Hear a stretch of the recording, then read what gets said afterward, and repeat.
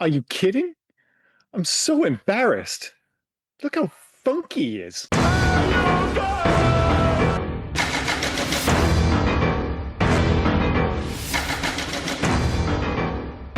I'm Liam, he's Didn't do Rob, the rap. and welcome to the Hey Guys podcast. This week we're looking back at 1989 midnight screening cult classic Teen Witch. So bad it's good, so weird it's good. Whatever the case, this ultra 80s musical throwback is much more watchable than it has any right to be.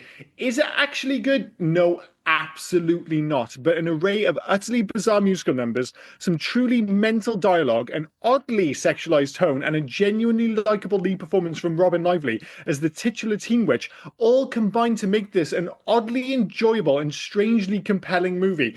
But again, I will stress, not a good one. The thing is, Rob, I mean, where the hell do you start with this movie? It's insane. I'll go for I it. can start. I can start. What annoyed me the most about this movie Mhm. was the random placement of the locks on the lockers.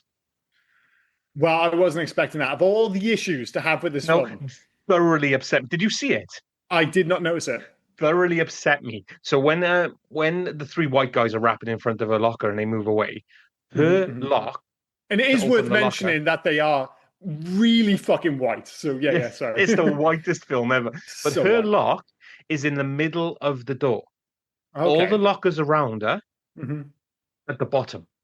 But then a bit further up, there's some more, just one or two lock in the middle of the door, then the rest and the bottom. As soon as that caught my eye, and Mhm. they did more locker scenes, totally upset me. Like of I mean, everything yeah, in this film, that totally upset me. that is a Rob thing. I mean, the thing that kind of caught my eye in terms of where, I don't know, it's like they're rushing production, it's a budget issue, whatever. Because this film, like, it was cheap, but it wasn't like dirt cheap. I think it was made for like 2.5 million. I mean, it made 27,000 at the box office, which is outrageous. Needs to say this has lived on due to midnight screenings, VHS, all that jazz. Yeah, yeah, yeah. Proper cult following for this film, which is totally understandable, but completely tanked when it was initially released. But beyond the lockers, which I didn't mention, in Mr. Weaver's classroom, and Mr. Weaver will get to as perhaps the most mental teacher in movie history.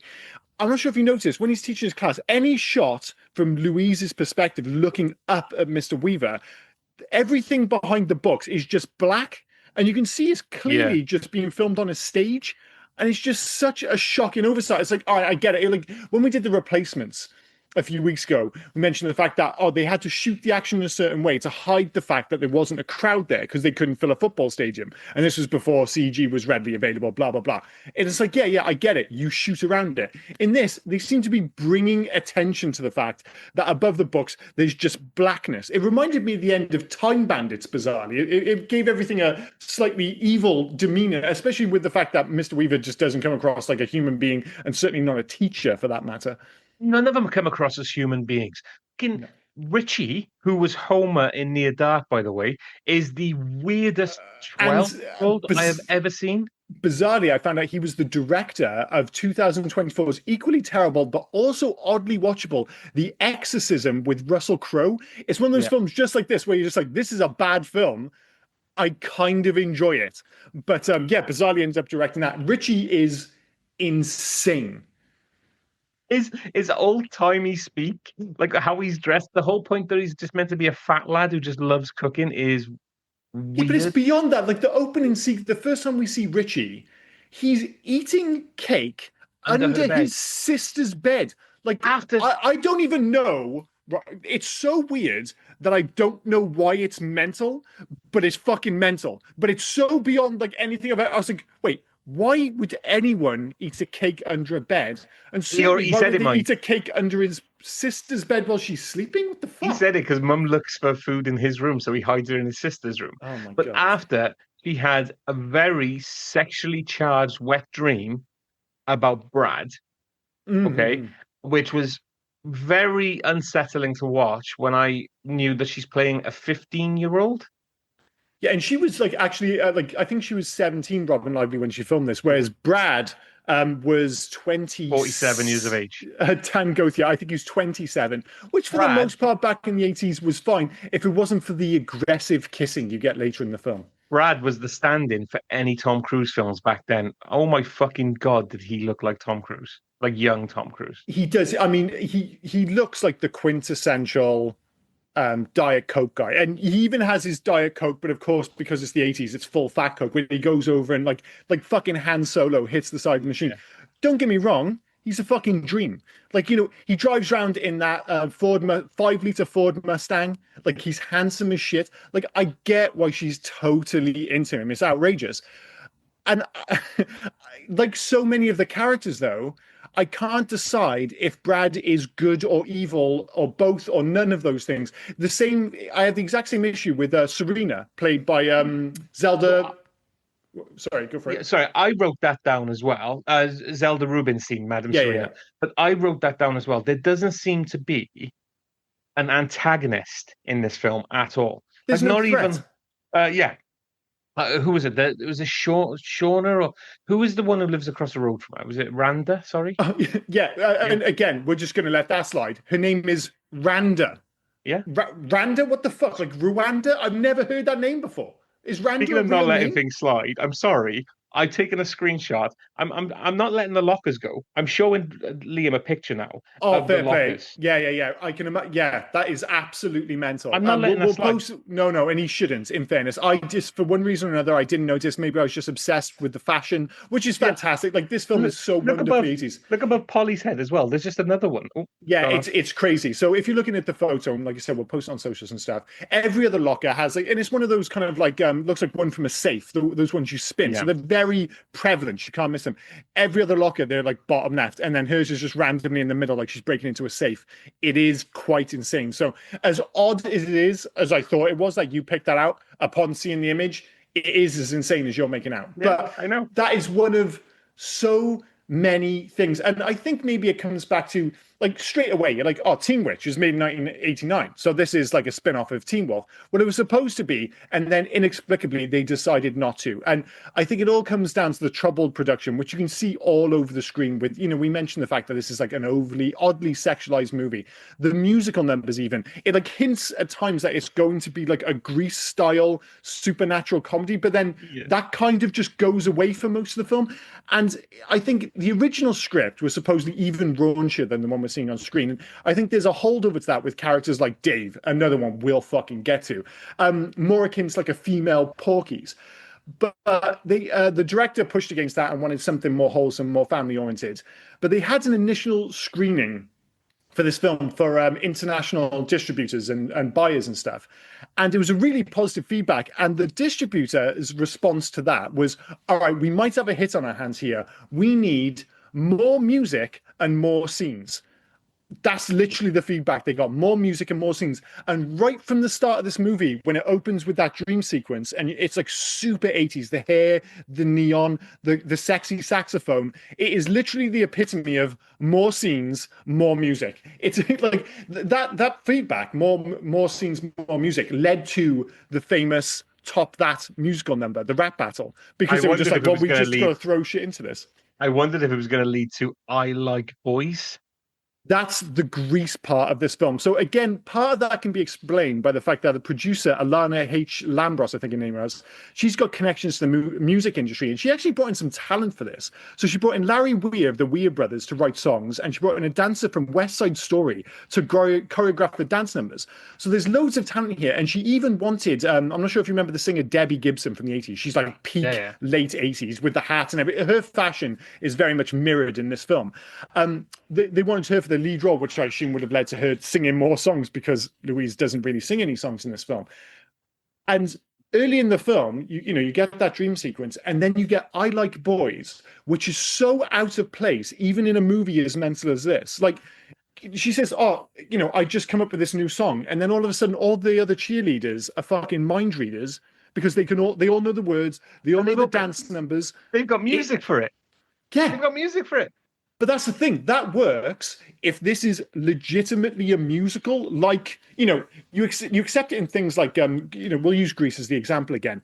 It's this kind of alternate musical world where people just suddenly start singing and dancing, and it's just an accepted part of the universe. That doesn't happen in this film. It just happens for I Like Boys, which, by the way, is a fucking banger, by the way. It's been stuck in my head all day. No. It's super catchy. I'm upset the fact that you didn't do the rap. So I'm not letting you have "I Like Boys" as being a banger when you didn't Oh do. no, no, no! Like the rap battle is an absolute masterpiece. It's terrible, but again, and you mentioned earlier about how white this film is. If nothing else, this film is an advert for the importance of having black friends. Because if you don't have black friends, or at least the danger that some black dudes are going to walk past you, that leads to fucking Fred and his boys doing that rap and doing those poses. Because actually, I blame there's like one black guy, and I think you said there was one Hispanic guy in the school, yeah? So they had non-Caucasian friends, shall we say? Hmm. Because in the dance at the end, you had the whitest black guy I've ever seen dancing, bless him. Yeah, yeah, Then yeah. you had the Hispanic guy behind him. But when she has her glow up and she's walking down the street, and then they all pull up in what I can only assume is the rapey convoy, and they're Hmm. all turning around and singing to us and get in my car. Yeah. You've got like a cholo in there with his glasses on and his headband and his buttoned up shirt. And Where is he when Fred and his boys are doing this rap? Like someone why needs to why are step you calling in him and Fred? give him the business. Isn't that his name, Fred? Rhett. Brett. Rhett. Oh, RHE2. Rhett. it's Rhett. Oh, I thought it was Yeah. Fred. I thought it was No? Fred. No, no, no. Again, we're saying that like Rhett, like Randa, is a normal fucking name. Yeah. Rhett isn't a fucking name. Do you know what really upset me about him? Like the rapping and everything, and like again, just the whiteness of him. But when they gave him the line to talk about a penis, was it a Roger, a loved one, joystick, dong, zipper lizard, tallywhacker, trouser snake, schlong, and he does the pose at the end of it. The 90s rap pose, Yeah, the Vanilla yeah. Ice style rap pose. That's Oh what my kills me is God. his friends. Is he right? He's bad. I think his friends, his silence buddies behind him who just do the poses, I think they're even more tragic. But Yeah. what I love about it, right? And again, I will stress this is bad. Although, again, recommendations wise, you'll be unsurprised to hear that I'm absolutely recommending this film because it is so bad and so weird that it's worth watching while it's still on Amazon Prime. But the brilliant thing about it is that in many respects, this movie represents the epitome of 80s cinema. And it's the kind of film, for better and for worse, that will never, ever exist again. There's a reason we love going back and watching 80s movies so much, is because they have such a unique tone. And above all, is even like your violent films, if you're watching Predator and all these other, in Commando, whatever, they have an earnestness which is just impossible to have nowadays. If you make a film like this now, everything has to be winky, everything has to be knowing. Nobody knows shit when they're making this film. They're trying to make up a straight up movie when they're making this, and you just end up with this absolute wonderful slice of nonsense. It just Batshit. doesn't exist in 2025, which is fantastic in its own right. It's batshit insane. Like Oh yeah, yeah, 80s little brothers are always meant to be annoying. They're the kids. They're the annoying little shit. yeah, yeah, yeah. Richie takes it to another level. Like Totally. there's a couple of things, but nobody's coming to your sweet 16 party, Louise. It's awful. And all he wants to do is put his face in her cake. He even calls it his cake. Like, can I eat my cake now? But then Yeah.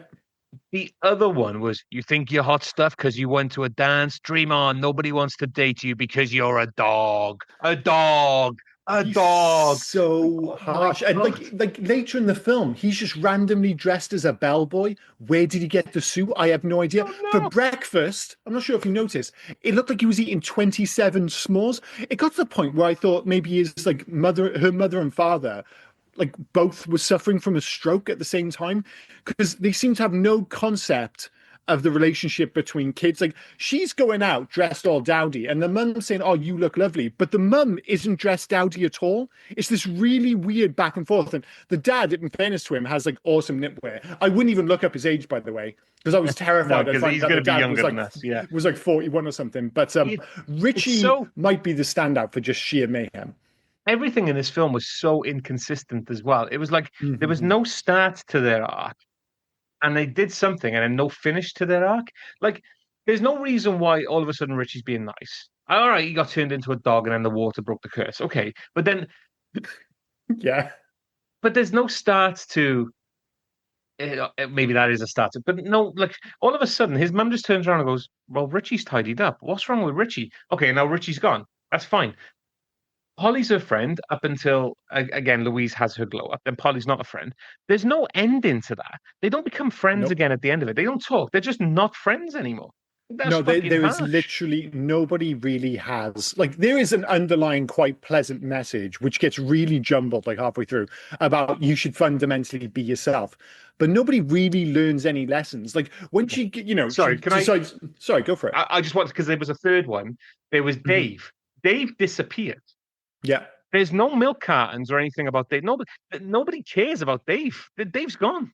Where's Well, Dave there's a gone? good reason because Dave is Oh, rapey as Dave is a let. Yeah, I mean, he was in the wrong film. He was in, as you said, he was in Porky's. he wasn't. Uh, But I actually thought because it's weird. It's that whole '80s thing. Like Dave shows up, and until he opens his mouth, and he's clearly a character lifted directly from Porky's. He's obsessed with sex, and he's got that ridiculous voice.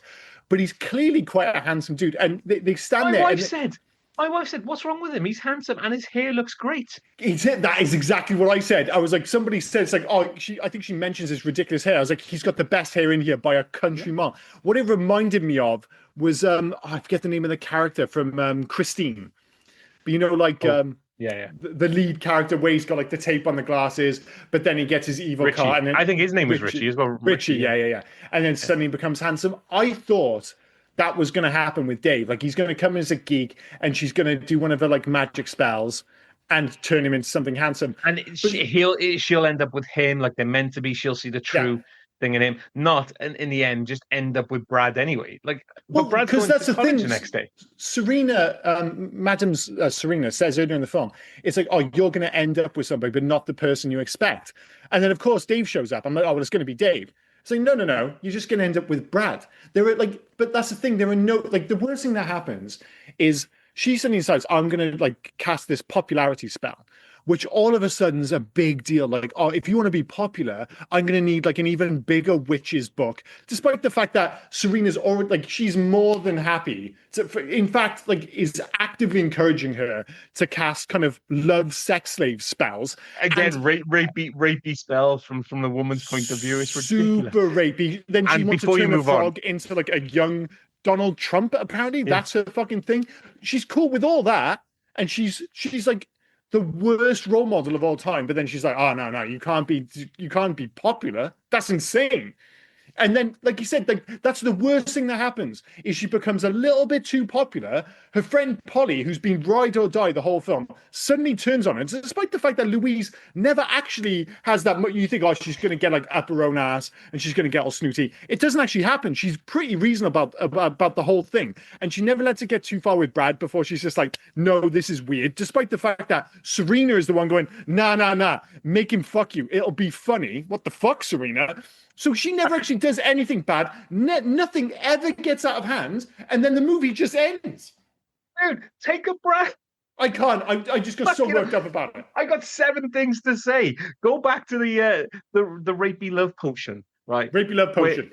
where Serena turns around and says, "Right, sprinkle this on your bed." You turn around, Yeah. he sprinkles it on the floor. She's pouring it on the floor. Well, you fucked this up already.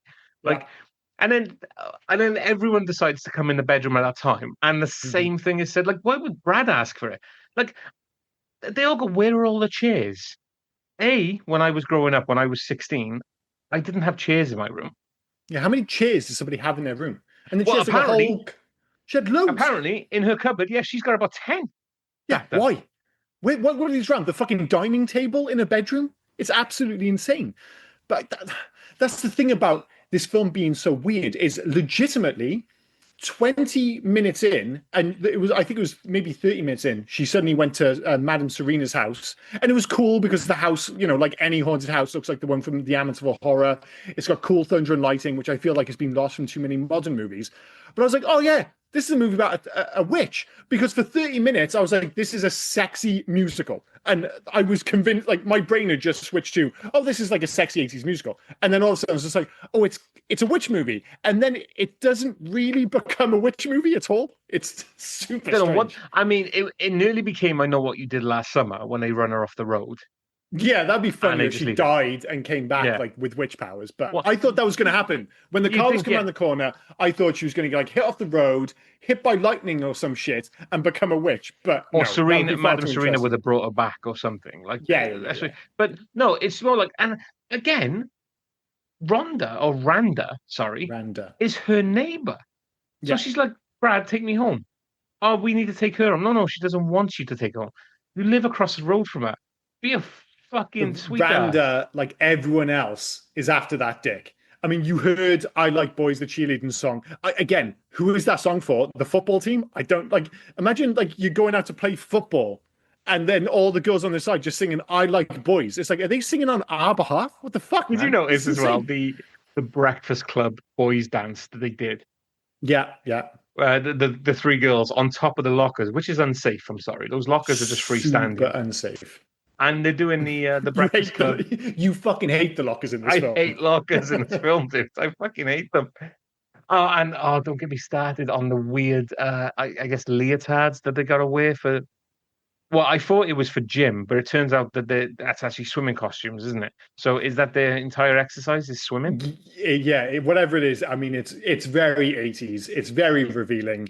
But then it kind of reminds you, of course, because Robin Lively, it's very much the she's all that effect, or which they made fun of famously in Not Another Teen Movie, when, the whole idea that Rachel Lee Cook is ugly because she wears glasses and has a ponytail.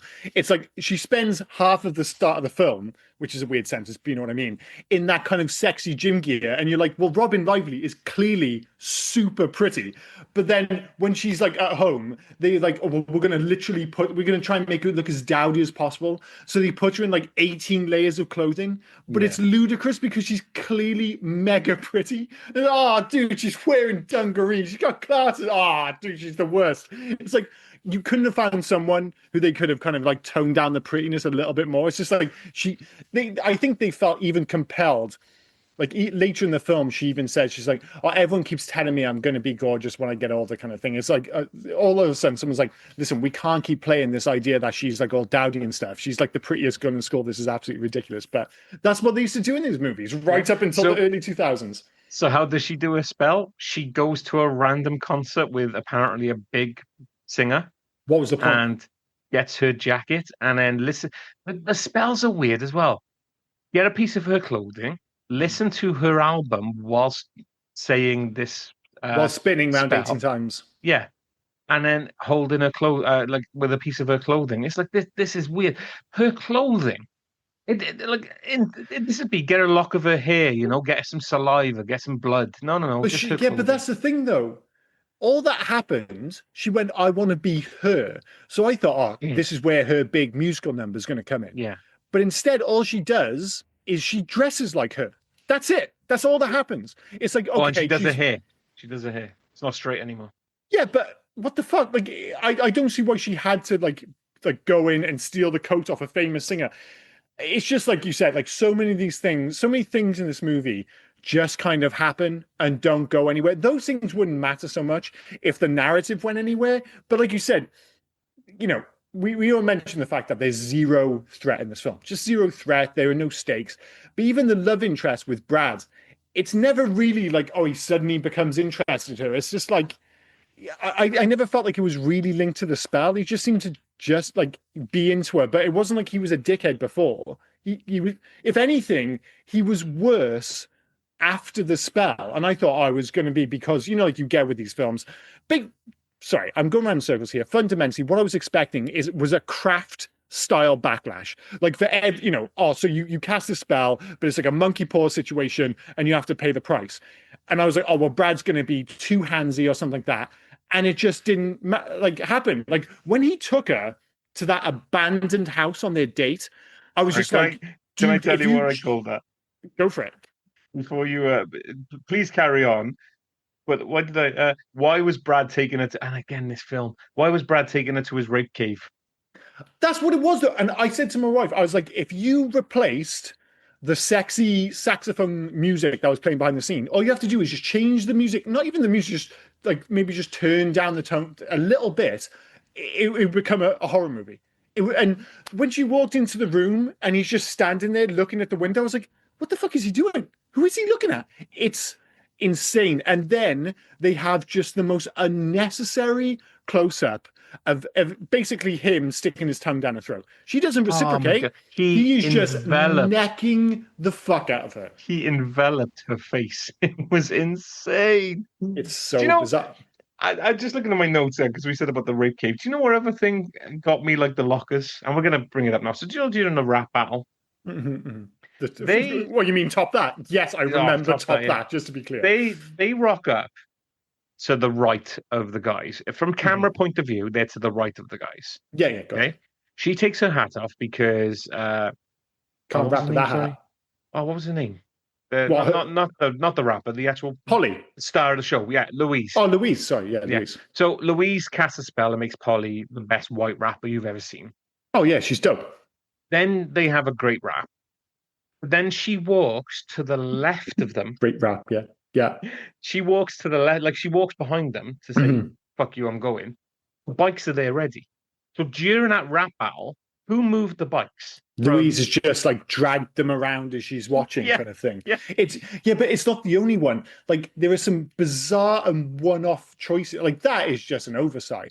But I'm not sure if you noticed when and it's always when bikes are involved. Bizarrely, she's like Louise is on a bike, and they do like a kind of like Akira Kurosawa screen wipe.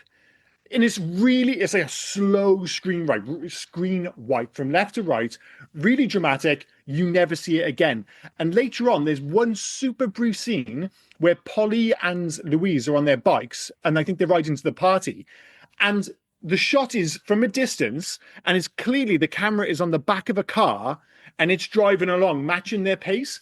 And it is from a completely different movie. It looks like something out of fucking 48 hours.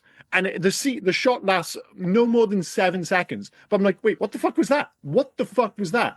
But these things are all the way through. It's like you mentioned earlier with Richie and the fact that he turns into a dog, and then she somehow knows that, oh, if I throw him in the bath, I'm not going to drown this dog. Well, no, he's going to. Yeah, it's not that she somehow knows. Sorry to interrupt you. Zelda tells her. Oh, is her name Zelda? No, she tells her afterwards. No, it's before. She says, it's before that. She says, spells, water breaks virgin spells. I'm sure she said it afterwards. I'm I sure thought it was after, because she was telling her about it and she said, oh, and then she shows her with the money and all that nonsense. But either way, the water thing, you're like, oh, well, this is going to be like Gremlins. This is 100% going to play a part in the movie later on. She's going to cast a spell, and then the sprinklers are going to go off, and it's going to, backfire, and the spell's going to disappear, and it's going to cause all kinds of problems for Louise. Nope, the water thing, like so many things in this film, dies a death right there. But before we move on onto the likes of Armando Legando, the Argentine count, for instance, that fucking happens in this film. Yeah. Are we in agreement that Mr. Weaver is without question the worst and most totally irresponsible teacher in cinema history? I don't know why he hates Louise. All I could think is they were trying to mirror, like the principal hates Marty in Michael J. Fox in Teen Wolf. Yeah, yeah. The only difference is they establish a reason for it. Here, there's nothing established. As far as I can tell, she's a really good student. She's a super sweet girl. And Mr. Weaver is reading her fucking diary and like taking her personal items out of her bag in front of the class and going, oh my God, somebody has like fucking tampons or sex pills or so. I mean, what the fuck is happening here? Sounds like it's an old man. Sex pills. Contraception. Yeah. My apologies. I mean, yeah, from that point of view, terrible. It's not that he's a terrible teacher. He's a terrible human being. Now, I will put him up there as bad teachers with Dennis Hopper as Bob Roberts from My Science Project. Only not in the same way, right? Because basically they find an alien device. Bob Roberts decides to experiment on it in his science lab and then gets thrown back to the 60s. Spoiler for that film. I mean, you see something glowing, you decide to work on it. That's irresponsible as a teacher, I think. But yes, in regards to Mr. Weaver, he is just an awful, awful human being. But nobody seems to care. No, nobody cares. I also like the fact that not only does the voodoo doll work when you take his clothes off, Yeah. But if you throw him down the stairs, he will magically be on stairs at the exact same time. Yeah, it's like, yeah, if you throw him in the washing machine, or the tumble dryer, he just happens to be right next to a car wash. It's like, Yeah. what the fuck's going on? But right, that's the thing. He's already the worst teacher in the world who's clearly bullying a perfectly lovely young lady. On top of that, in front of the whole class, he strips butt naked. The other Yeah. teachers find out, and later on, he's just at the school dance like fucking nothing's happened. I know it's the 80s, but Jesus Christ, Who guys. told him he needed a break? The other thing as well that just got completely brushed over. Talk about inconsistencies. Mhm. She's a year younger than all these people. She's moved up a grade. Yeah, it's mental. Like he literally, oh, you may think you're hot shit because you've now jumped a grade or whatever it was, but you're still a bitch. Like what, dude? Why? Yeah, she's obviously a really great student. Now, just to be clear, if you're a little bit younger and you're listening to this, you're like, this is like Mr. Weaver's insane. Mr. Weaver is insane. It's probably not as far removed from reality as it should be. Like I remember when I was younger, if you went to gym class in primary school, so we're talking like when we're like 9 and 10, young boys. Yeah, vests and pants. You had to just do it in your underwear in front of everyone, including the teacher. You would be fired out of a fucking cannon if you did that in 2025. We just accepted it. You didn't go home and tell your mum. It's like, oh, mum, the male teacher, the male middle-aged teacher made me do PE in my underwear in front of the whole school. Now that's the kind of thing which would make its way to the fucking prime minister. They didn't even think back then to say, oh, just bring some shorts in. We're going to do PE tomorrow. No. PE was as and when.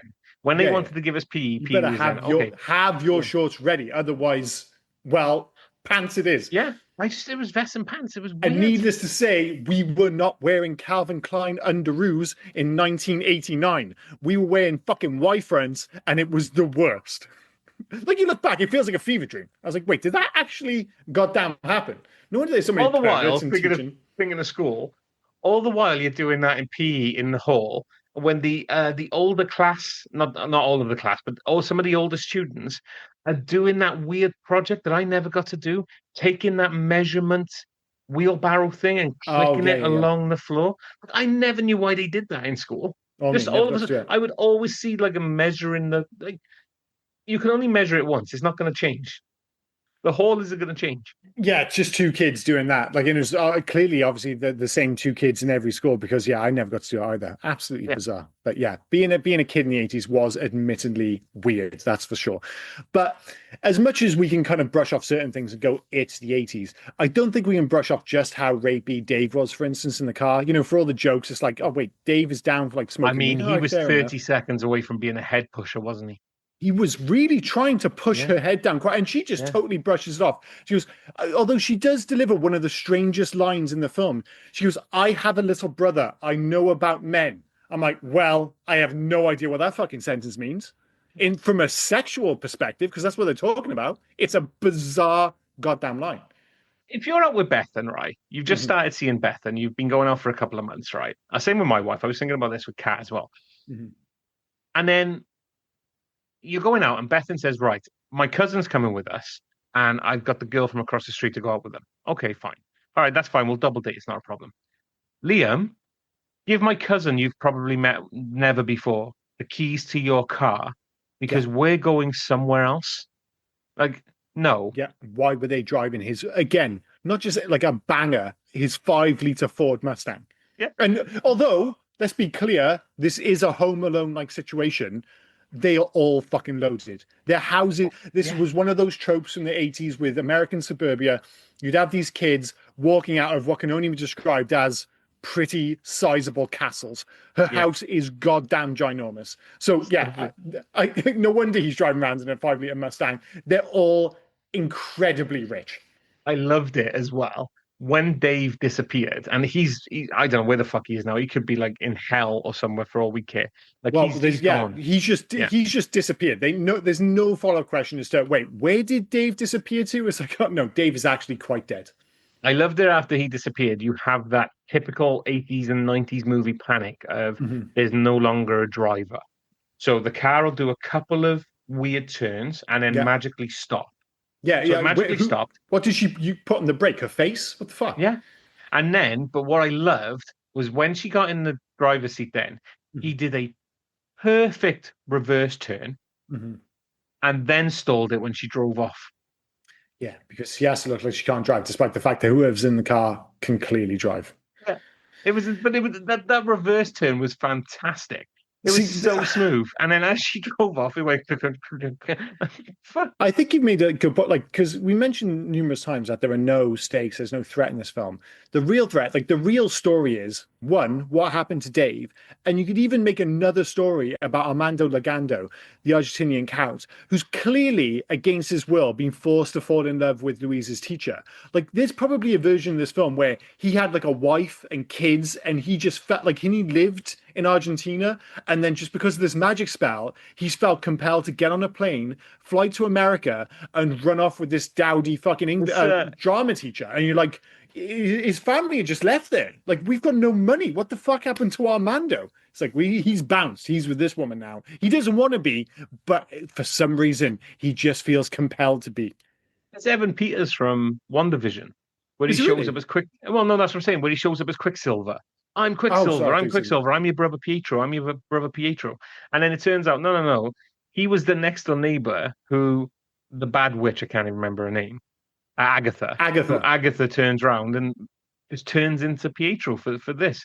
So it's basically the same thing with Amanda. Amanda was probably the waiter down the street or something, and then Yeah, like that's the thing. We're it's like if you were watching WandaVision, but you never expand it beyond her kind of like daily routine, and it never quite gets to the finale of the film. And you're like, oh, some weird things are happening. And she takes, all of a sudden people disappear, but nobody seems to care, so it's absolutely fine. But yeah, if you expand this story, if the camera zooms out and suddenly you're just like, well, people are going missing, people are randomly just showing up at the school and running away with women. There are some bizarre things going on, and that doesn't even kind of take into account how bizarre Zelda is. The Zelda Rubinstein's yeah. character, Madame Serena. Like, again, 1 minute she's like, no, no, make sure you put the spell on this dude. So, he just wants to fuck and all that jazz. She's like turning frogs into dudes because she wants to get down.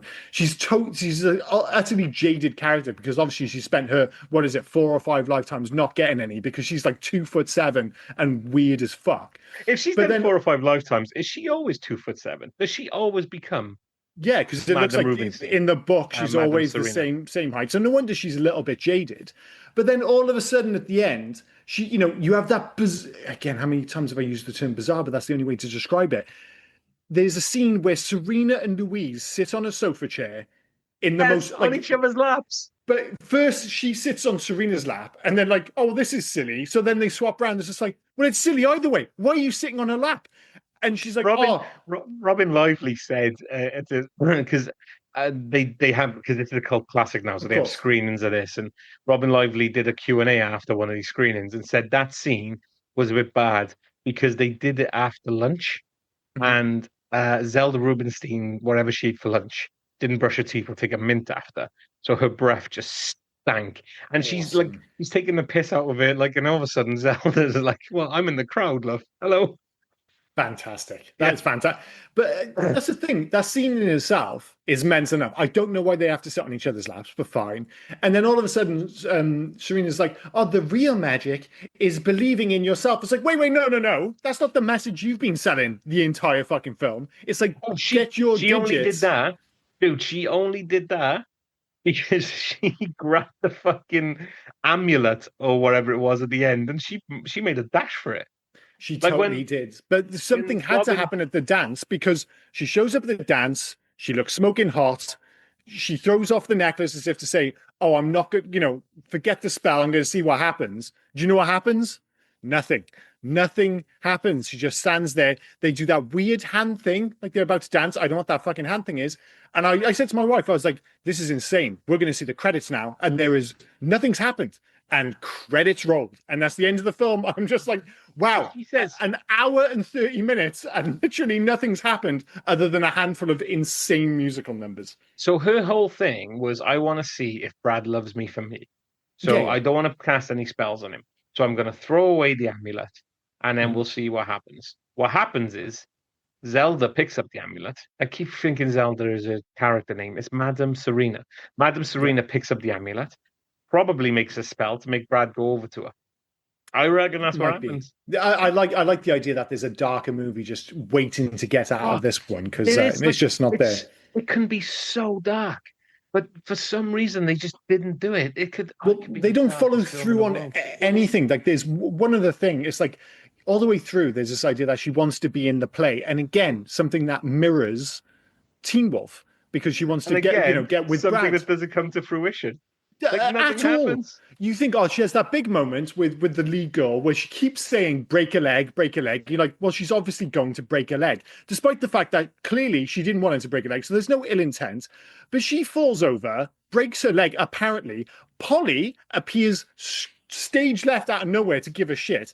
And then the girl whose leg is supposedly broken, the first thing she says is, I can't feel my leg. I'm like, dude, if you can't feel your leg, you probably haven't broken your leg. It's probably a lot fucking worse than that. The other thing as well, I mean, I felt my leg. When my leg came apart from my knee, I felt my leg. Yeah, Trust me. most people, if you break your leg, I hear it hurts a smidge. Just a tad. When I did that bone and I shattered the kneecap, I felt it. Yeah. But also, I yelled at the screen more than I should have in this film. There's no way she broke her leg from that fall. No, it was like a nothing fall. Yeah. Best case scenario, she sprains an ankle. Best case scenario. But again, more importantly, even if you kind of ignore that, you're like, well, this is going to go somewhere. So Louise is going to take her role in the play, or she's going to have to come to some moral quandary where she's like, oh, should I take the role? Do I deserve the role? No, that whole story just disappears. Absolutely disappears. We got to mention Chekhov's leg as well, haven't we? Chekhov's break a leg. Yeah, how many times just before that did they say break a leg? Yeah, she says it all the time. Break a leg. We don't say good luck. We say break a leg. So break a leg. Break a leg. Break a leg. You should break a leg. She broke her leg. And I Do you know what they needed? Should have just poured some water on her leg. Be fine. Yeah. And the thing is, we've reached the end of the film. We didn't even mention Brad's sex boat. I don't know where he got that rowboat from. He might as well have just called it the implication. Like, oh, well, you're coming out on this boat, so something's going to happen. It's needless to say, it's a strange, strange movie. All his stalker vibes, where she looks out the window. For some reason, not only like her fans from school there, but the press is out on that that lawn as well. Yeah, right. So she like casts that spell to make it popular. And the only thing that seems to happen is Polly, the one person who's her friend, suddenly has no interest in it. So I don't know why it works on everyone else, but it has the opposite effect on Polly. Doesn't make any sense. She already liked the show. She thought she was popular, I'm guessing. Maybe that's the case. But then she goes out the back, and then Brad's out there going, I knew you'd come out this way. Yeah, I bet you did, mate. You've been out there with your binoculars. Well, again, you could, like, if you went somewhere interesting with this, you could explain away Brad's actions. This, like, you've seen it in a million movies. Because, again, usually what happens is, the head witch will be like, oh, don't cast that spell. You don't want to, if you get someone to love you, it's hard to undo. No. Serena's like, yeah, definitely do that. So, on the one hand, if you stop and think about it, you're like, okay, I guess Brad is kind of infatuated because of the spell. But it's never really made clear if that's the case or whether he's into her. And even the ending is kind of, doesn't really deal with that either. So instead, he just feels a little bit rapey, which is a shame because there are far too many slightly rapey characters in a film which should be clearly aimed towards teenage girls. Fortunately, the only one that's not rapey is the only one that I really disliked, and that was the white rapper, Rhett. Rhett, yeah. In fairness, Polly's onto something. He's probably the only nice guy in town. He's just also tragically lame. We've hardly mentioned the rap. It's unbelievable, but we'll deal with that in favorite scenes, I'm sure. Is there anything else you wanted to add before we move on? Let me check my notes. It feels like we've talked about this film just for 5 minutes, but we've been going on for a while. It's because it's so bitty. It's really hard to talk about it kind of in a structured manner because the movie's all over the map. Did I mention that? I can't remember if I did. Did I mention that Richie was Homer from Near Dark? You did. Yeah, okay, that's fine. And I found it disappointing that Richie turned into a dog because the way he acts before he turns into a dog, in many respects, if you did like a Pinocchio style situation, but with my cat Bryn, like if my cat Bryn suddenly turned into a real boy, I'm pretty sure he'd be Richie. He has strong cat vibes. So I was a little disappointed when he turned into a dog, but it is what it is. My son has been making me laugh lately. We talk about cats and stuff like that. And he goes, and if people talk about like, ask him about does he want a pet or something. He said, "Yeah, we can't have cats. We've already got a dog. We can't have cats." No, no, you can't have cats because you got a dog. No, no, no, because Daddy doesn't trust cats. Well, there's a good reason for that. Cats can't be trusted. Dogs can be like I've always said, like I love my cats. I could have just as easily been a dog owner if someone had, but if Bethan had come back with a dog instead of cats, I'm sure I'd fall in love with a dog. We got cats. I love my cats. Right. The two sides of that are cats are super weird and interesting. The reason like the internet is full of cats is because they're loads more interesting than dogs. However, dogs are reliable and friendly. Cats are evil and weird. So, you have to kind of like, what do you want? Do you want the evil, weird thing? Or do you want the kind of lovable, slightly boring dog? It's your call. There's pros and cons to both. But yeah, I've ended up with a cat. But if you don't trust cats, you shouldn't. They can't be trusted. And that's the end of that. Favorite scenes? I mean, it has to be one of the musical numbers. I mentioned the fact that going into this film, my knowledge of this film was based almost purely around Top That, the famous rap battle. If you haven't seen, if you're somehow listening to this podcast and you haven't watched the film, obviously I would suggest go and watch the movie because it's insane and kind of fun. But if nothing else, watch the Top That rap battle. I Like Boys is just as mental in its own way because Top That kind of like it makes sense in the world of Teen Witch. Like for that rap to be in this film, we've already made it clear that Rhett's like lame and he's got his super white dope friends, and they like to rap all the time. So it's terrible, but it works in the film. I Like Boys is airlifted from a completely different movie, and it's absolutely bananas. But if I'm going to be honest, the correct answer is absolutely Top That. It's so fun. I mean, it is going to be Top That. I'm so be. upset that you still didn't do the rap at the beginning. Sorry, man. Sorry. I couldn't bring myself to do it. It is. It's just like as soon as it starts, you got that weird beat going on. He's like, "I'm hot and you're not." Like, okay. Is it right? Your rapping style is fantastic. This is what I have to ask, right? What makes it more tragic? Because that is why it's so compelling, because it's so utterly tragic. Is it the rapping or is it the posing?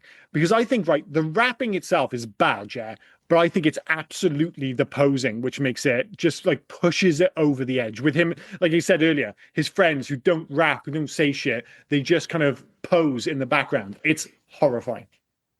Yeah, the posing is awful. Posing so bad. So we're in agreement. Favorite scene, Top That. It has to be, right? Yeah, has to be. In terms of loves and hates, my three loves. Number one, just wonderfully batshit.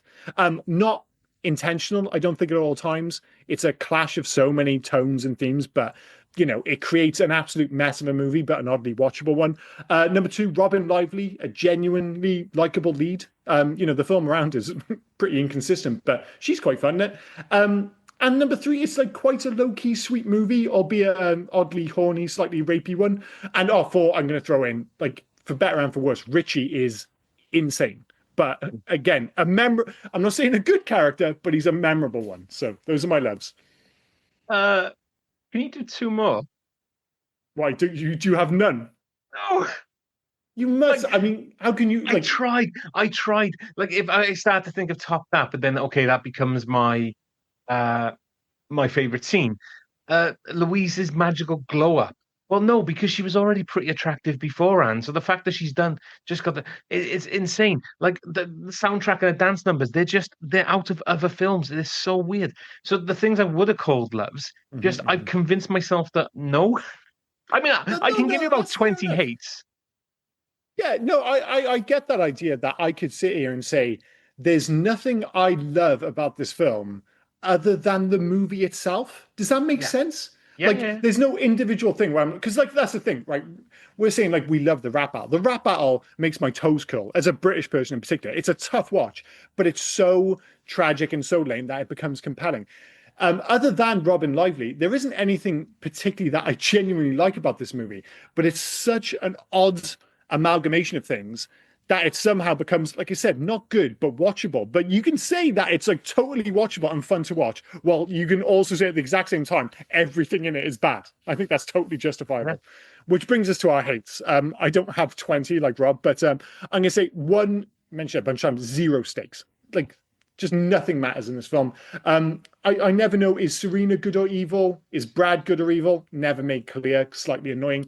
And number three, it just doesn't commit to the musical aspect, so instead feels a bit bitty and tonally inconsistent. As I said, I Like Boys in particular comes out of nowhere. And the first like 20 minutes, you're like, oh, well, this is just like a musical. And then for a long, long time, no music. And then top that. But even top that, it doesn't feel like a musical number. It just feels like like he just likes to rap. It's all very strange, but speaks to the inconsistency running right the way through this movie. So those are my hates. Yeah, so for me, plot holes and magical inconsistencies. I mean, Louise's power seems to work when the plot needs it to, Yeah. and then when they vanish when it's inconvenient. There's no real explanation of how her witchcraft works or what the stakes are. She's suddenly just powerful at 16. Madame Serena, she's like more of a chaotic fairy godmother than she is a mentor. It's absolutely batshit. Oh yeah. Number two, the tone whiplash. Like, you don't know if it's a musical, a teen rom-com, a fantasy, a satire. It just jumps between all of the genres without any warning. I mean, oh mate, my head was spinning. Yeah. Uh, Yeah. Yeah. Top that feels like it was dropped from another dimension. It was insane. Yeah, and it comes back to, like we said at the top of the podcast, the idea that, you got a lot of different creators behind the scenes, all with different ideas of what this movie should be. One thinks it should be a musical. The producer thinks it should be a musical. The director wants to make a teen comedy. The distributors want us to be this big, sexy nonsense film. And what it ends up being is a little bit of all those things and also none of them. So, yeah. They all forgot they only had a $2.5 million budget. So you want a lot for nothing. It's insane. Yeah. Number three, the shallow character arcs. Louise's transformation is external. Like, she gets powers and popularity and the guy she wants, but she doesn't really grow emotionally. There's no change there. No. Zero change. She's just nice all the way through the film. That's it. Brad's flat. I mean, Polly gets sidelined once Louise is cool. Right down to the final scene. Just Polly's just dancing with the dude. It's just like, all right, I guess Polly's cool with this now. Sure. The teacher, the villain teacher, and the mean girl, they're just cartoonish. There's no nuance with them, like, that makes their roles compelling. It's absolutely insane. Yeah, and even like the parents, they kind of hint at being quite weird, but it never quite lands the plane on that. So they become kind of nothingy characters as well. It's like it was weird. This movie was weird when I watched it. It seems even stranger now, a day later, when we're talking about it. It really does. Yeah. Absolutely bonkers. Any alternative titles to this film? I'd be amazed if there are. Surely it's just Teen Witch Everett, right? No, I think there are some alternative titles. Oh, go for it. Argentina, Young Sorceress. Fair enough. Yeah. Brazil, The Magic Power. Argentina just feels a little bit more accurate, actually. Argentina put Teen Witch into a thesaurus, and it came out with Young Sorceress, didn't it? Yeah, that's all it was. Yeah. Bulgaria, The Little Witch. Mm-hmm. Canada, The Sacred Witch. Mm. Finland, Witch Girl. Yeah. France, Holy Witch. Mm-hmm. No, Germany, Teen Witch - Hocus Pocus in high school. That's too much. It's very busy. Hungary, The Teen Witches. No, there's only one. Yeah. Italy, Dear Sweet Witch. Okay. Japan, The Witch is 16 years old. The witch is indeed 16 years old. Spain, A Crazy Witch in College. She's not crazy at all. And she's in high school. Yeah, she's both. Yeah, she's in high school and she's not crazy at all. She's the most level-headed witch of all time. And Ukraine, Witch. Just witch. Just not having this teen business, just witch. No, just witch. Fair enough. I think we should stick with teen, but then I also think it's a crime that this wasn't linked into Teen Wolf because... Yeah. Like we said so many times, Teen Wolf is like the more successful example of this. Teen Wolf is also cheap, in some respects, also bad, but it's a much more consistent movie than this is. And I just think if you kind of kept in that world and went, all right, we want Teen Witch to exist in the same world as Teen Wolf, I think it's a better movie. I don't think it's probably as interesting. And I suspect the reason they felt the need to move this away from Teen Wolf was simply because of the musical numbers. Like, we can't explain why everybody's fucking singing in this film if it exists in the same world as Teen Wolf. So that's why we're going to move it over here, despite the fact that it's also called Teen Witch, which immediately links it to that film. So again, another one of the myriad of bizarre choices made when making this movie. Any facts, sir? Yeah, don't expect like fantastic ones. No. But the creepy house Louise Miller walks into at the start of the movie was used by Michael Jackson in the Thriller video. Oh, cool. Well, as I said, it does look, every haunted house looks like the Amityville Horror, but that classic American style horror house, it just works. The interior set for Madame Serena's house did not have steps leading up to it, like the shots of the exterior showed. After shutting the front door to leave, Robin Lively would crouch down as she walked away.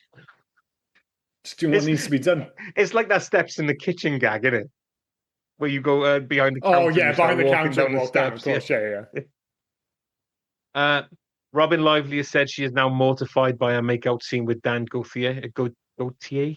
It's Gauthier, tough, yeah. man. It goes on for the camera is like legitimately 5 inches from their face, and he is just all tongue. And it goes on, I would say, a good 30 seconds too long.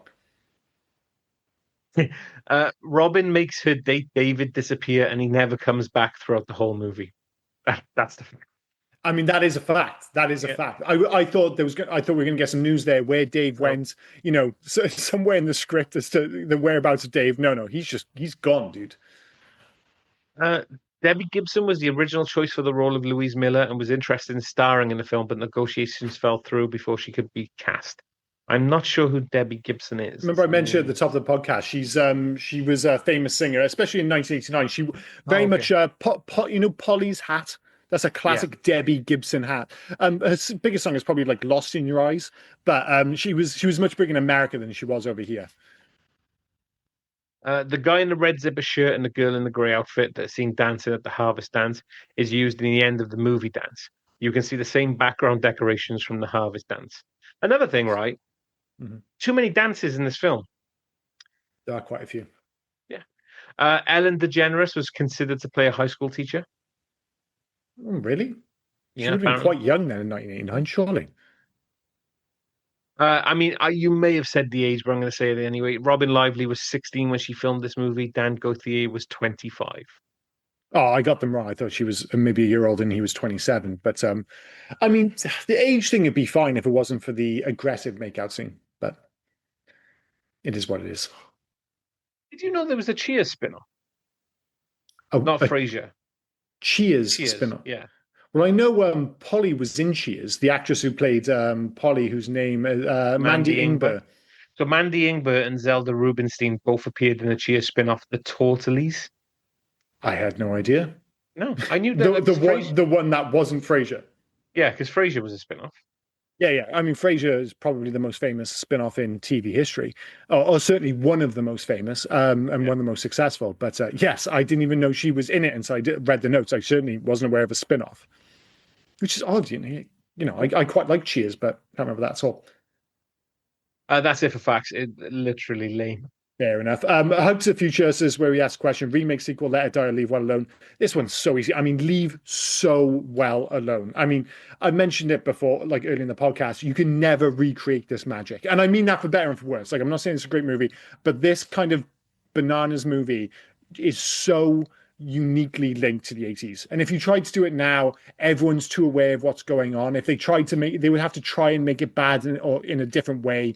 So absolutely leave well alone. This is, this should be kept behind protective glass and being like, this happened in 1989. This fucking movie happened, and people should be made to watch it. And I do mean that. Like, we're going to get to recommendations. I'm going to jump ahead slightly. I'm going to recommend this to everyone I meet. And it'll come with a caveat, not good, but you also kind of have to watch this. So yes, absolutely leave well alone. Oh boy, send it to the glue factory. Just let it die.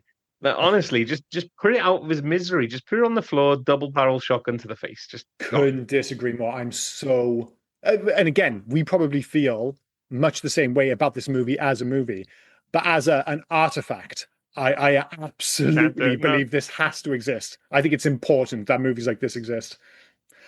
Make a change. It sounds like you're like the whole fucking thing.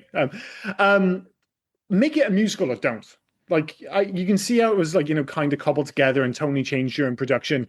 It's like, is this a musical? What are we doing here, guys? So don't get me wrong. I could have picked one of 27 things to make a change to make this better, this movie better.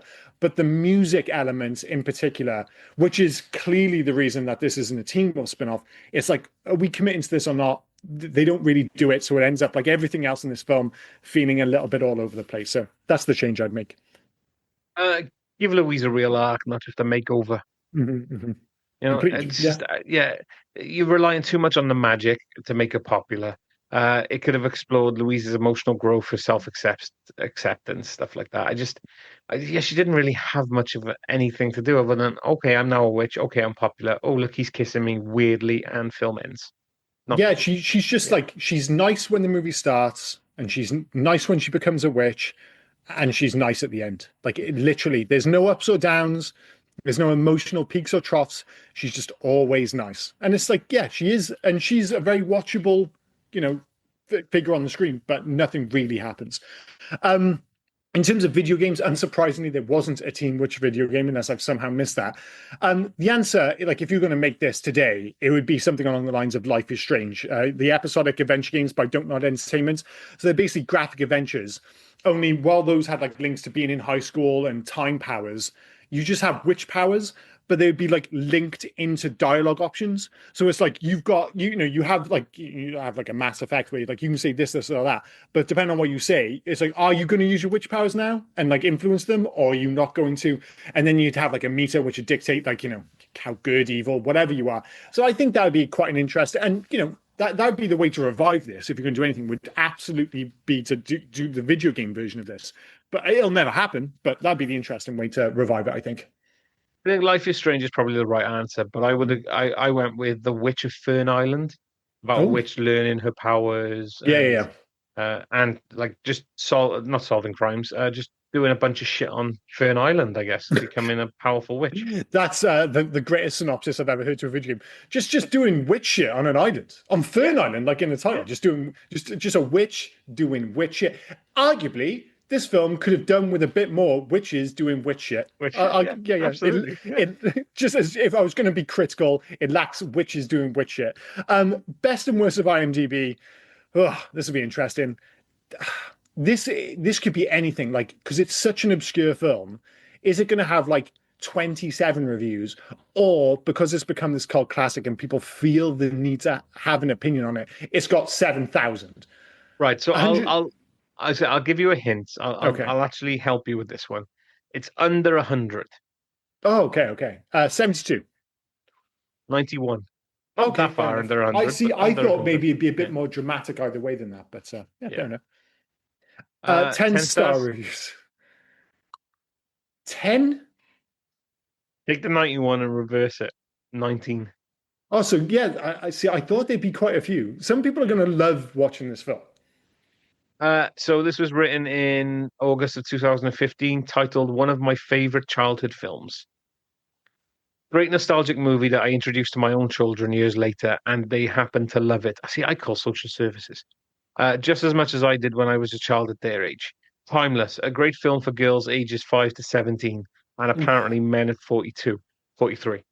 The film teaches girls of all ages that popularity isn't everything, that your cries, friends are what's most important, that a genuine love is all that matters.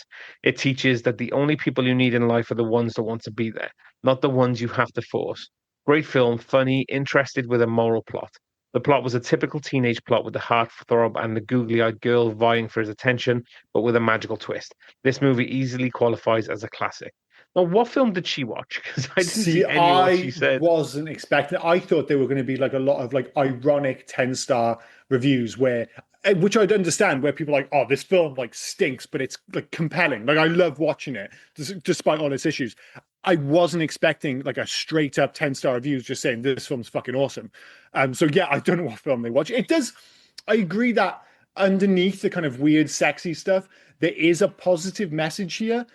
But giving this film 10 stars, man, Jesus Christ, and like with a straight face, fucking give me a break, dude. 1-star reviews. Is it going to be like the same 19 again? Two. Two. Ah, fair Two. enough. Yeah. And when are those yours? No, no. Right. So this was written in August again, 2004, titled kind of movie that makes me embarrassed to say I grew up in the 80s. Oh, dude, embrace, Yeah. like I said, you got to embrace the 80s, man. I grew up in the 80s. I'm 29 years old today, and I turned 14 in 1989. During the year this silly, campy film came out. I don't remember this movie coming out in the theaters or at a Blockbuster video back in 1989. In fact, I had never heard of it and Robin Lively. She was a great low grade late 80s teen star. Fuck me, that's a mouthful. Is the only recognizable name here for me. I caught it on TV recently, and it was like watching a train wreck that I couldn't take my eyes off of. This film is about a teen witch played by the lovely Robin Lively. Seems like a real caricature of the 80s and doesn't capture the 80s well at all. I was embarrassed as hell watching this cheesy flick. The movie looks like it was filmed earlier than 1989, like perhaps 86 or 87. Who the hell was still wearing those cheesy bandanas in 1989? Yuck. The loud and campy fashions are atrocious here. Why is it that I'll watch some kid movies from the late 80s and it gels from how I remember it generally being in real life during the actual 80s, like The Wizard, Big, License to Drive, and The Great, The Lost Boys? Even the TV shows I remember from back then got it right, like Full House and Growing Pains. But then I'll watch something like Teen Witch, and just think, what the fuck? What were we thinking walking around dressed like that? A lot of the more gaudy pre 1995 fashions leave that taste in my mouth. Forget the stupid plot of this film. Just sit back and have a good laugh by looking at some of the worst of the 80s. The garish fashions are just gross, and you'll feel the need to take a bath after a Teen Witch viewing. FYI, he grew up in the 80s. He doesn't Yeah, remember a lot of this from the 80s. I mean, it's all about the 80s. the 80s. I was like, how many times can you say the 80s? The review seemed to be on behalf of the 80s. Like, oh, this is like besmirching the good name of the 80s. The only thing I'll say is, like any decade, there is a period when it's like it becomes distinctly uncool. Like you look back, you're like, oh my God, that was like tragic. And then it becomes cool again. Like I remember specifically that period about the 90s. I remember looking back at the 90s and being like, fuck, man. They'll never find this cool. Like that kind of fashion is never coming back. It comes back, like it's back now. Like that's the thing. The 90s are cool in a way that like 6, 7 years ago, because of Stranger Things and all those movies, the 80s were all in. And then I was just like, oh man, is this going to happen to the 90s? There's no way. Yeah, it happens to the 90s as well. It is strange. Like this movie represents like the last hurrah for 80s fashion, because like you said, you only have to look at the album cover from the previously mentioned Debbie Gibson. Album was released in 1989, the one which has the song I mentioned earlier, Lost in Your Eyes. And she's got the hat. It looks peak 80s. To my mind, I would have said the same thing. I was like, oh, this, like, if you asked me what year was this, I mean, oh, this was like 86, 87. No, yeah. It's that kind of crossover period where both early 90s and late 80s fashion were kind of living side by side. This movie clearly leans into the 80s element rather than we're not seeing any of that kind of day-glow stuff you got in the late 80s and early 90s. The movie which actually captures both the best, and it's before this, was 1987's Monster Squad, where that film, you look at the fashion and you're just like, oh, this has got a bit of like, some of the kids look like they were dressed from the 90s and some of the kids look like they were dressed from the 80s, but it was actually made in 87. But yeah, this film is definitively 80s as fuck, as he mentioned 72 times. But yeah, a little bit harsh, but I would probably agree. I could understand somebody hating this more than loving it. Yeah. Without that sense of irony, which brings us to our own ratings and recommendations. And this does come with you've already said you're going to recommend it, so just get to your rating. 100% I'm going to recommend it. Now, I've gone back and forth on score a little bit. I've settled on 3 stars simply because I loved watching this film. Like I already mentioned, like it's so 80s. Again, is it good? No. But I totally enjoyed watching it. And I have already recommended this to a bunch of people. I'll be recommended to a lot more. Like I said, it's on Amazon Prime for a few more days. If you're listening to this, when the podcast initially goes out. And it is absolutely worth putting on if you have any kind of attachment to the 80s. But if you were to come out now and say, I hated every second of it, 1 star, I would absolutely understand. So yeah, 3 stars, but it does come with the caveat. This is terrible, but it's one of those oddly watchable, super terrible films. So no, it's not. I'm the guy that love these unwatchable films, as you know. But this one is just on a whole different level. So it is definitely a 1 star for me. I couldn't get on with it at all. In regards to recommending, yes, I would recommend it. Because if I had to watch it, so do you. So When you say "so do you," literally you're just pointing at the screen. Anyone listening, you all have to anyone, watch it if now. I had to watch this piece of shit, so do you. So And to be you fair, didn't enjoy watching it at all, then? no, I cringed at a lot of it. I I don't do for some reason like the Impractical Jokers when they have to do their punishment at the end of that show. I Mhm. cringe at that kind of stuff when people have to do Oh, that's so our inherent yeah, but Britishness. Yeah, yeah. this film just made me cringe more than anything else. I I get it. felt Yeah. so bad for any of them on there. And I had more questions than I've ever had before. And I was totally out after seeing the lockers. Oh, that's fair. In fairness, I was saying because I watched this with my wife, and I was saying like usually what I have are a bunch of notes, but nearly everything I wrote down had a question mark at the end of it, and I was like, well, this is silly because Rob's not going to have the answers. I don't think the director or the writers have. I don't think anyone's got the answers. So it's just you watch the film, and then for an hour and a half you talk about film. All I'm doing is asking questions to which I know there are no fucking answers. Yeah. So yeah, strange film, but it is one of those. Like you could watch it and be like, I cannot. Like you said, I totally understand you watching and not being able to get on with it, but it is so weird and unique that for some people like myself you will latch onto it, and especially if you go into it with the right mindset. Like if I hadn't watched the Top That music video and I didn't know what I was Yeah. getting into, I might have had a different feeling about this film going into it. I was like, well, I know what this is going to be. Well, I watched it. I'm the one who shared that music Of video. course, yeah, I've yeah. shared that before, but I don't know, just I've never seen the film other than that music video. So having that stretch out either side of that music video, it Mhm. wasn't No, for I me. get it, but Yeah. it's like I've always said this, like with like bad movies or so bad they're good. This is a great example for me because clearly they're trying to make a good film. Everybody's going in with good intentions. As I said, they've got talented people behind the scenes. They've got like proper dancers for the choreography. They've got, a proper writer for the songs and stuff. The ones I don't like are where they're going out and trying to make a bad film. It's just, if it feels try hard, I don't like them. These are the ones I can get on board with. I find them oddly compelling. And I don't think there are some films like Cats, for instance, is the example we've often used, which is just a horror show to watch. It's just a terrible film. This film is a mess, but I also found it likable. I mentioned the fact that Robin Lively in particular is a very likable screen presence. Yeah. But yeah, if I tell everyone to go and watch this, a lot of people are going to come back like you and be like, dude, what the fuck? What were you thinking? I'm like, yeah, I know. I'm sorry, guys. But you can save the day now because that was my choice, 1989's Teen Wolf, for which I apologize, sir. What is your choice for next week's movie? So uh after after I watched Teen Witch, I keep calling it Teen Wolf. After I watched Teen Witch, another film popped up and it totally took over what I was originally going to like it did for you last week.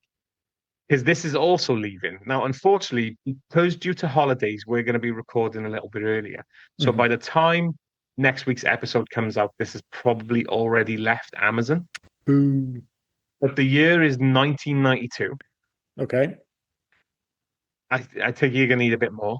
So the Well, director the thing is, is I can think of some movies from 1992, but the way you're talking about it suggests maybe it's going to be a little bit obscure. So I'm gonna need a little bit more. so the director is Michael Ritchie. Never heard of him. Looked No up. way.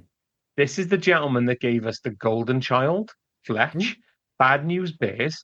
Again, the already mentioned a number of times Wildcats. I like all these films. So is Yeah. this a lot of sports movies? Is it a sports movie? The Scout.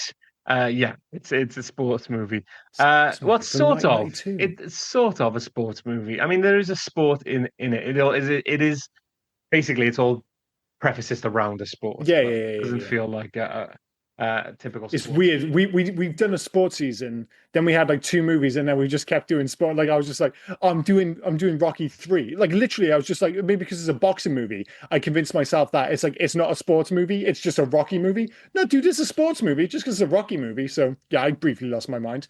Uh, So we're doing another that sports movie. we're doing another sports movie. We're actually doing another boxing movie, so I'll give you that one. Ah, wait, whoa, whoa, James whoa, whoa, Woods. whoa. Oh, in that case, I have no. The one that immediately jumped to mind was what was the one with Samuel L. Jackson where he's basically playing Don Great King? White Hype. Great White Heart. That was later, that one. That was like Yeah, 96, like 97 maybe. 97. Yeah, something like I that. have a real soft spot for the Great White Hype, by the way. That is absolutely I have a that soft spot. and fuck, what was the basketball one? White Man Can't Boston. Jump. No.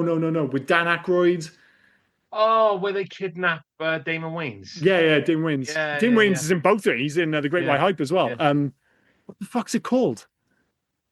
Boston. Oh my god, we're gonna have to look that up because that's another film I watched loads when I was a kid, and I've not seen it for a long time. All we're going to be doing is just fucking sports movies now. This is ridiculous. But Celtic Pride, Celtic Pride. So I had Celtic Boston Pride. stuck in my head. It's Celtic Pride.